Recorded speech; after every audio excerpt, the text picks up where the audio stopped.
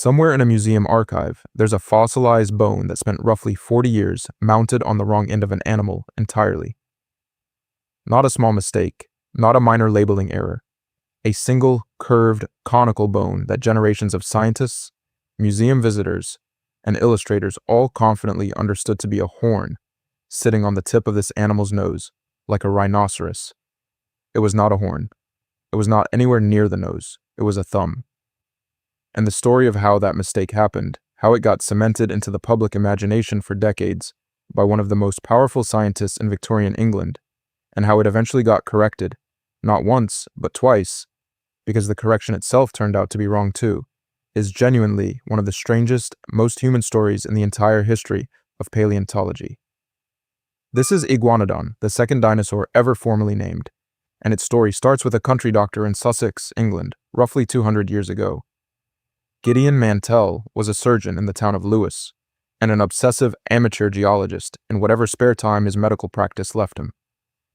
Starting around 1820, he began collecting large fossil bones from a quarry called Whiteman's Green, near Cuckfield, Sussex, and by 1822, he'd recognized something genuinely distinctive among the material: a set of large, worn, herbivore-shaped teeth, unlike anything documented in the fossil record at the time. He published a mention of them that same year and started showing the teeth to England's scientific establishment. It did not go well at first. Geologist William Buckland and others initially dismissed them as fish teeth, or possibly a rhinoceros incisor that had simply washed into much younger rock. Georges Cuvier, the era's leading authority on comparative anatomy, was shown examples in 1823 and also guessed rhinoceros at first, though he privately reconsidered and reversed himself the very next day. Mantell wasn't told about that reversal at the time and spent a stretch being quietly mocked in scientific circles for an error that, unbeknownst to him, the world's foremost expert had also briefly made and then walked back on his own. Buckland finally re-examined the material properly in March of 1824 and conceded Mantell was looking at some kind of giant extinct reptile. Cuvier followed in June of that year, endorsing the same conclusion: a genuinely enormous plant-eating reptile, something with no obvious living equivalent. The actual identification breakthrough came a few months later, in September of 1824, when Mantell visited the Royal College of Surgeons and showed his teeth to an assistant curator there named Samuel Stutchbury. Stutchbury had recently been preparing the skeleton of a modern iguana, and he immediately recognized the resemblance. The shape was essentially the same. The scale was not. Mantell's fossil teeth were roughly 20 times the size of the modern lizard's. Mantell's first instinct for a name was Iguanosaurus, but a friend and fellow geologist, William Daniel Conybeare, talked him out of it in favor of something more precise: Iguanodon, iguanatooth. Mantell formally presented his findings to the Royal Society on February 10, 1825. He never actually attached a species name to his own genus in that original paper. That got added a few years later, in 1829, by a different researcher entirely, and even that original species designation eventually got replaced. More on that later, because this animal's taxonomic history turns out to be almost as chaotic as its skeletal reconstruction history. There's a version of this discovery story you've probably heard, and it's worth addressing directly, because it's genuinely more complicated than the popular telling. The traditional account has Mantell's wife, Mary Ann, spotting the first teeth glinting in a roadside pile of rubble, while her husband was off seeing a patient. It's a charming detail, and it's the version Mantell himself told in writing, in 1827 and again in 1833. But by 1851, Mantell had changed his own story, stating plainly that he'd found the teeth himself. Modern historians who've gone back through the record generally treat the wife discovery story as unproven at best, possibly embellished, and there's no actual contemporary evidence that Mantell brought his wife along on patient visits at all. It's worth knowing, too, that Mary Ann eventually left the marriage in 1839, which may or may not have something to do with why Mantell's own account of that day kept shifting over the decades. The honest answer here is that nobody, including Mantell himself at different points in his life, gave a fully consistent account of exactly how those first teeth were found. Now, the Reconstruction. This is where the story really gets interesting, because it took multiple attempts spanning more than a century, and at least 2 of those attempts turned out to be significantly, embarrassingly wrong. The first reasonably complete Iguanodon skeleton, found at a quarry in Maidstone in 1834, became known as the Mantell piece, and it's what Mantell had to work with when he attempted the animal's first full skeletal reconstruction. The material was incomplete and largely disarticulated, meaning the individual bones weren't found connected in their natural positions, and among those loose bones was a strange conical spike. Mantell, working with limited information and an understandable instinct to place unusual bones somewhere sensible, mounted that spike on the animal's nose, like a horn on a rhinoceros. It was his own error, made in good faith, from genuinely difficult material. What happened next is where the story shifts from an honest scientific mistake to something more complicated. Richard Owen, the dominant, extraordinarily well-connected figure in British paleontology, through the middle of the 19th century, took over as the primary voice shaping how Iguanodon got presented to the public. In 1842, Owen formally coined the word Dinosauria itself in a report delivered to the British Association for the Advancement of Science, grouping together 3 genera based on a shared, distinctive anatomical feature, several fused vertebrae at the base of the spine, not seen in any other reptile group known at the time.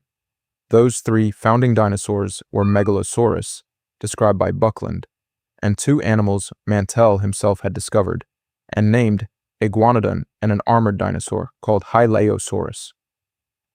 2/3 of the entire group Owen is famous for naming came directly from Mantell's own fieldwork. Owen got the institutional credit for the category. Owen also inherited and actively promoted Mantell's earlier mistaken nose-horn reconstruction, presenting Iguanodon publicly as a heavy, quadrupedal, pachyderm-like animal, closer in spirit to a rhinoceros or an elephant than to anything resembling a modern reptile. Here's the detail that makes this genuinely frustrating rather than just an honest shared mistake. By 1849, 3 years before his death, Mantell himself had already recognized the error. He'd worked out that Iguanodon actually had slender, comparatively lightweight forelimbs, nothing like the heavy pachyderm build Owen kept publicly promoting. Mantell died in 1852 before he ever got the chance to properly correct the record himself, and Owen's version, wrong in ways Mantell had already privately identified, is what the public ended up seeing for decades afterward. That version got permanently cast in concrete, quite literally, in 1854, when sculptor Benjamin Waterhouse Hawkins built a set of life-size dinosaur models for Crystal Palace Park in London, working under Owen's direct scientific supervision. 2 Iguanodon models went up, one standing, one reclining, both built on Owen's flawed, horn-nosed, quadrupedal reconstruction. And before the park's official public opening on New Year's Eve of 1853, Hawkins hosted an actual dinner party inside the hollow, still unfinished mold of the standing Iguanodon model. The surviving invitation reads exactly as strangely as you'd hope. Mr. B. Waterhouse Hawkins solicits the honor of Professor Blank's company at dinner in the Iguanodon on the 31st of December, 1853 at 4 p.m. 21 guests dined inside the model that night, according to the contemporary newspaper account, with Richard Owen seated at the head of the table, positioned literally inside the animal's head. It's one of the most bizarre and genuinely well-documented dinner parties in the history of science, and every single guest at that table was, unknowingly, celebrating a reconstruction that was fundamentally, anatomically wrong. There's a piece of this story that deserves careful, factual handling rather than sensationalizing, because it involves a real person's death, disability, and physical remains, and it's worth getting exactly right rather than repeating an exaggerated internet version. The rivalry between Mantell and Owen was genuine and well documented by serious historians, not internet legend. Owen was better funded, better connected, and repeatedly minimized Mantell's contributions while building his own reputation substantially on Mantell's discoveries. That pattern, taking outsized credit and undermining collaborators, shows up in other unrelated episodes of Owen's career as well. In October of 1841, Mantell suffered a serious carriage accident. His reins became tangled, and he was dragged from the vehicle, leaving him with progressive, severe spinal curvature and chronic pain for the rest of his life. He began taking opium for the pain starting in 1845, and died in November of 1852 from an opium overdose that historians generally treat as an accidental result of managing that chronic pain rather than a deliberate act, though the ambiguity is simply part of the historical record at this distance.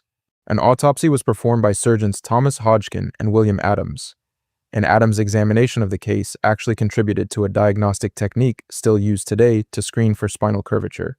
A diseased portion of Mantell's spine was removed and preserved during the autopsy, standard medical practice for a scientifically unusual case at the time, and it entered the collection of the Hunterian Museum at the Royal College of Surgeons, an institution where Richard Owen held the senior scientific position at the time.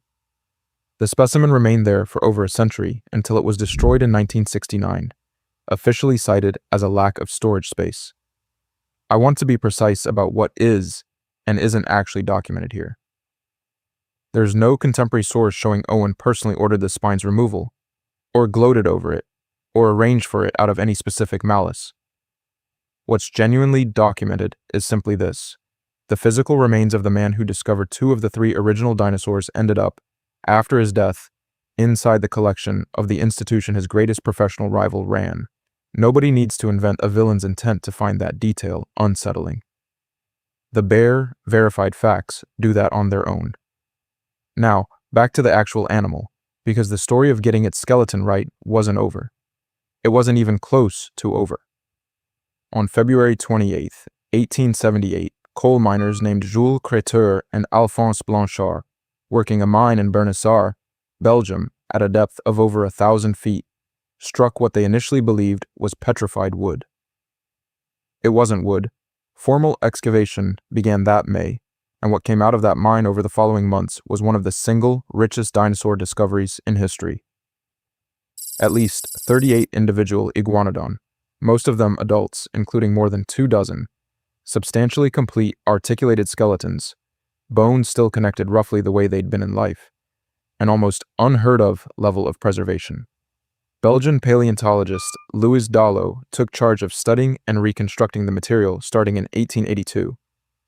And what those complete, connected skeletons immediately, conclusively revealed was that Owen's decades-old reconstruction had been wrong on 2 separate counts at once. The animal wasn't a sprawling quadruped built like a rhinoceros, and that mysterious conical spike, the one mounted on Iguanodon's nose in every illustration for the previous 40 years, wasn't a nose horn at all. It belonged on the thumb. Dollo mounted the first complete skeleton, representing a new species named Iguanodon bernissartensis, and unveiled it publicly in 1883.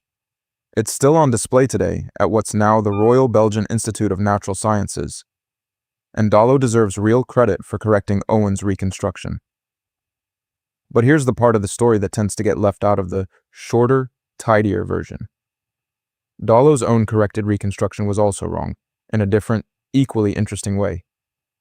Rejecting Owen's pachyderm image, Dollo modeled his new version on cassowaries and, ultimately, kangaroos, presenting Iguanodon as an upright, tripod-postured biped that dragged its tail along the ground behind it for balance, essentially using the tail as a third leg. That kangaroo tail image became the standard, accepted picture of Iguanodon for nearly a century afterward. It was also wrong. To physically achieve that tripodal pose, Dollo had to introduce an artificial bend into the tail's mounted skeleton, even though the actual fossil evidence, sitting right there in the very skeletons he'd excavated, showed the tail was naturally held straight and rigid, stiffened by a network of ossified tendons running along its length. Getting Dollo's kangaroo pose to work at all effectively required treating a tail that nature had built to stay straight, as if it could bend like a whip. It took until the 1970s and 80s, during a broader wave of dinosaur research, now generally called the Dinosaur Renaissance, for paleontologist David Norman to conduct a thorough new examination of the original Bernissart material, and demonstrate that the tripodal, tail-dragging pose simply wasn't biomechanically plausible.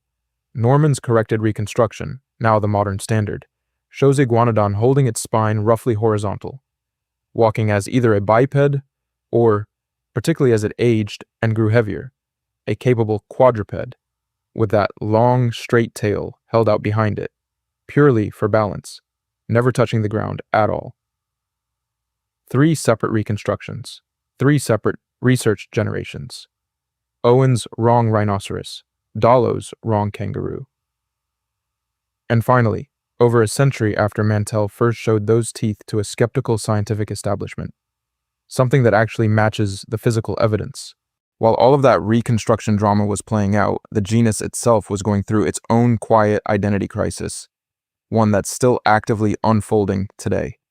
Over nearly 2 centuries, dozens of species got assigned to Iguanodon by various researchers working with fragmentary material from different countries and different time periods. Almost none of them held up under closer scrutiny.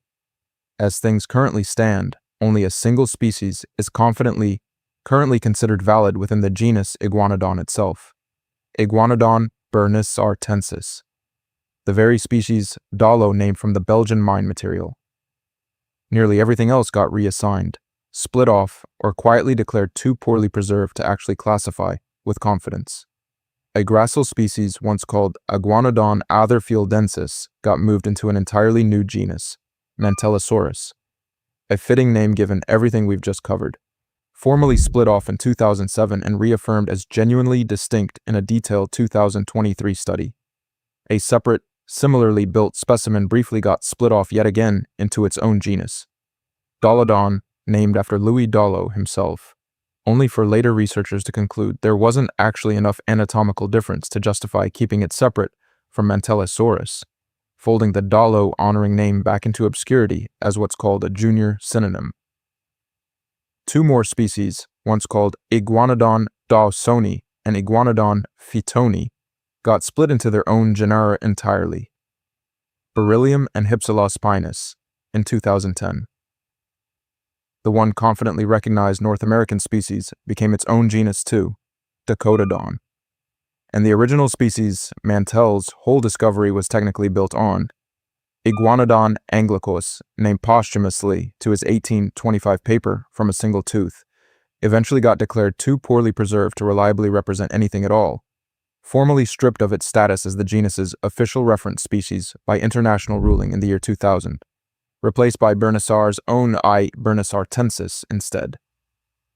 That original tooth, interestingly, ended up on the other side of the planet, at a museum in New Zealand, carried there by Mantell's own son Walter, who immigrated decades earlier and became a naturalist and politician there in his own right. Even the taxonomic argument isn't finished. As recently as 2025, a Spanish species was reassigned into a brand new genus altogether, a move other researchers have publicly pushed back against on procedural grounds. In a 2026 paper, is currently disputing whether yet another Spanish specimen belongs where it's currently filed. 200 years after Mantell first showed those teeth around, paleontologists are still actively arguing about exactly which fossils deserve to carry this animal's name. And that spike, the one at the center of the whole nosehorn saga, still doesn't have a fully settled answer for what it was actually for, even now that everyone agrees where it goes. The leading interpretations remain genuinely competing, not resolved. A defensive weapon, a stabbing tool against predators, is the explanation researchers like David Norman have favored. Others argue for a foraging tool instead, something used to strip tough vegetation or crack open resistant seeds and fruit. Still others suggest it played a role in fights or displays between rival Iguanodon themselves, rather than serving primarily as an anti-predator weapon at all. One researcher even proposed the spike might have delivered venom, an idea that's since been rejected, since the bone itself is solid, with no hollow channel or grooves, that could plausibly have conducted anything like venom into a wound. As of right now, the honest answer is that nobody settled on a single confirmed function. The bone's location got fixed in 1878. What it was actually for is still an open argument. There's a genuinely fresh thread worth adding here too, because this animal's extended family is still actively expanding, right now, in real time. Several new, closely related iguanodontian dinosaurs, cousins rather than Iguanodon itself, have been named just in the past couple of years. In 2024, researchers described Compsognathus, a roughly bison-sized relative from the Isle of Wight, the most complete iguanodontian skeleton found in that region in a full century. In August of 2025, a second new Isle of Wight relative followed, Astioraches, distinguished by unusually elongated spines along its back and tail, suggesting some kind of sail-like structure, not unlike the debated plates we covered a few videos back on Stegosaurus, a genuinely fresh example of the same open question. What's a tall, bony structure on a dinosaur's back actually for? Showing up again in an entirely different, much more recently discovered animal. And in 2025, researchers in Portugal described yet another new relative, distinguished by an unusually fused, low, heavy brow ridge. This entire branch of the dinosaur family tree, the one Mantell accidentally started with a handful of mystery teeth in 1822, is still producing new discoveries and new arguments on a nearly yearly basis. So, where does that leave things? A fossil discovered by an amateur doctor whose own account of exactly how he found it kept changing across his own lifetime. A single bone mounted on the wrong end of the body for roughly 40 years, based on an honest mistake that got entrenched and publicly promoted by a rival who took the institutional credit for naming the whole group of dinosaurs, despite 2/3 of that group being someone else's discoveries. A second corrected reconstruction that turned out to be wrong too, in a different way, requiring an actual bent skeleton to sell an inaccurate pose, standing as the accepted image of this animal for nearly 100 years before anyone properly checked it. A genus that's been trimmed down over 2 centuries, from dozens of proposed species to essentially one. A signature body part whose actual function still isn't agreed upon, even after everyone finally agreed on where it's supposed to go. And underneath all of it, a real, documented professional rivalry between 2 actual people, one of whom ended up, after a painful death, with a piece of his own body preserved inside the collection of the very institution his rival controlled, not through any proven act of cruelty, just through the ordinary, unremarkable machinery of how things worked at the time, which might be the most unsettling detail in this entire story. Nobody had to be the villain for it to still feel like one. Alright, you've been asking for this one specifically, and it's finally time. Next time, we're doing a dedicated episode on Tyrannosaurus Rex itself, and we're not doing the safe version. There's a genuinely serious, long-running scientific argument over whether T-Rex was actually the dominant hunting predator everyone assumes it was, or substantially more of an opportunistic scavenger than its reputation suggests, plus the real, still debated mystery of why an animal that size ended up with such famously tiny arms. That one's next, and given everything this animal deserves, it's going to run long. Let me know in the comments what you want catalog after that, and subscribe to Claw Catalog so you're here for it.